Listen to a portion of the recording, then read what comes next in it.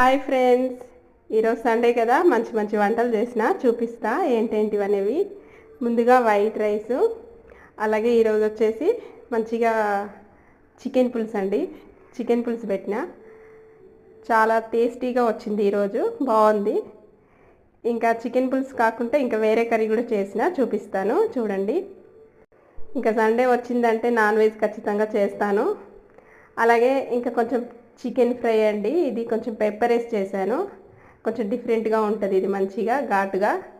ఇట్లా మంచిగా పులుసు చేసుకున్నప్పుడు ఇట్లా ఫ్రై చేసుకుంటే మంచిగా ఉంటుంది సైడ్ డిష్గా. ఇంకా అట్లనే ఇంకా లాస్ట్కి వచ్చేసి ఏం చేసిందో చూపిస్తాను.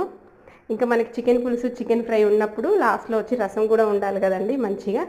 చూడండి ఎంత బాగుందో రసం, వేడివేడి రసం ఇప్పుడే అయ్యిందనమాట. ఈరోజు సండే మంచి మంచి వంటలు మా ఇంట్లో. మీకు నచ్చితే సబ్స్క్రైబ్ చేయండి, అలాగే లైక్ ఇవ్వండి, షేర్ చేయండి.